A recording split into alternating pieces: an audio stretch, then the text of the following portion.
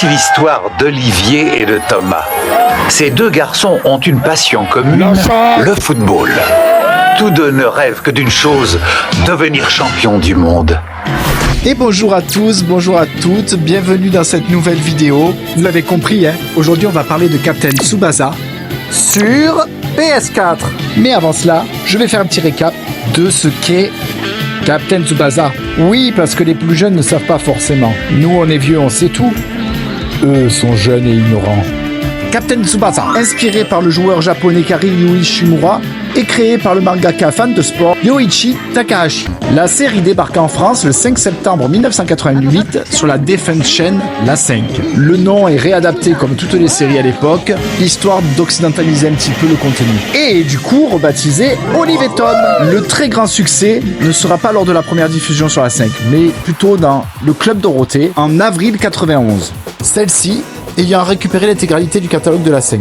Et je pense que, comme moi, vous vous êtes toujours demandé pourquoi Olive et Tom. Hormis le fait que Olive soit le diminutif de Olivier et Tom de Thomas. Eh ben, j'ai fait mes recherches et j'ai la réponse là-dessus. En 1986, Captain Tsubasa arriva en Italie sur la chaîne Italia Uno du groupe Fininvest de Silvio Berlusconi. La série prit le nom de Oli et Benji et les prénoms changèrent. Tsubasa devint Oliver Hutton, surnommé Oli. Genzo Wakabayashi devint Benjamin Price, surnommé Benji.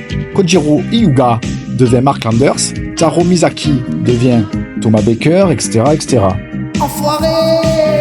La série a eu un succès incroyable au Japon, mais également en France. D'ailleurs, pour une question de pognon, une autre série vit le jour au Japon, se prénommant But pour Rudy en France. Et bien sûr, ayant flairé le gros poisson, AB, détenteur des programmes jeunesse sur TF1 à l'époque, commanda également sa série, L'école des champions, série franco-japonaise. Bien que j'ai eu suivi la première diffusion, j'ai jamais vraiment aimé Olive et Tom.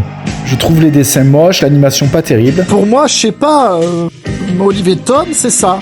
Et Olivier Hatton, poursuivi par Olivier Hatton, ils se ressemblent tous, sauf la casquette change. C'est incroyable. Je ne peux pas te laisser gagner, Olivier. L'avenir de mon village en dépend. Comment vais-je pouvoir contrer un gars qui se bat pour la vie de son village? Comment pourrais-je me regarder encore dans le miroir si je gagne? Maintenant, je suis arrivé trop loin, il faut que je me batte. Pour ma mère qui m'a toujours soutenu. Pour Roberto, mon père qui s'est enfui de la maison. Et également Kiki, mon chien. Et Maurice, mon poisson rouge. Et il semblerait qu'Olivier Hatton a dépassé le fond vert. Il n'y a plus de fond vert. Reviens sur le terrain, Olivier. Et Olivier Hatton est maintenant dans la stratosphère. Bon allez, passons au jeu, à cette connerie comme ça. Donc j'essaye le jeu sur sa version PS4. Et on va essayer le mode aventure directement.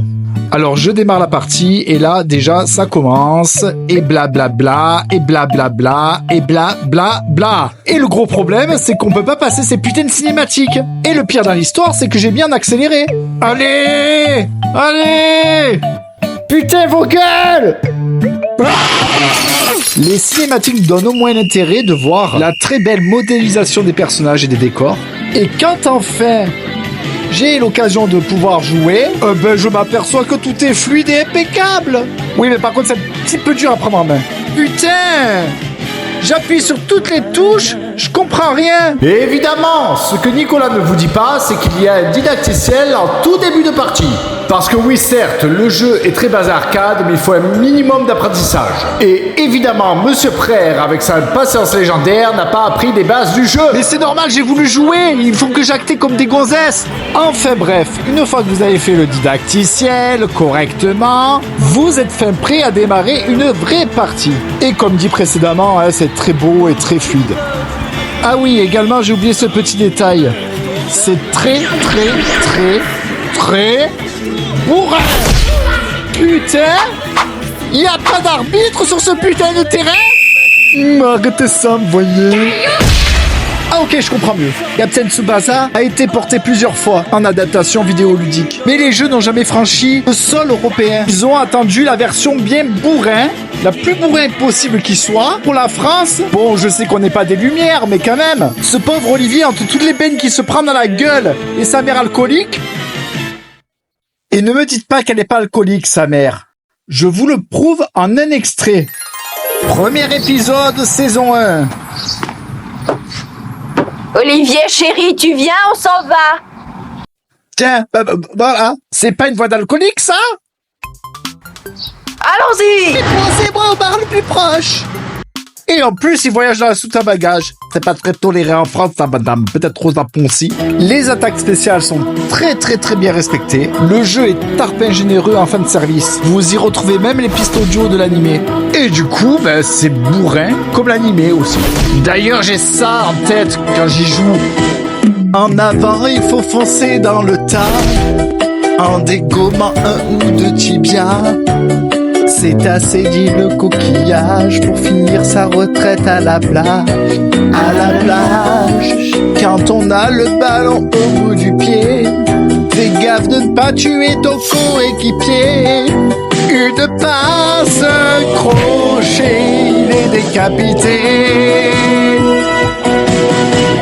Olivier et Tom sont des putains d'assassins. Tom, Olivier sont tous deux meurtriers. Tom, Olivier, ils sont venus pour saigner.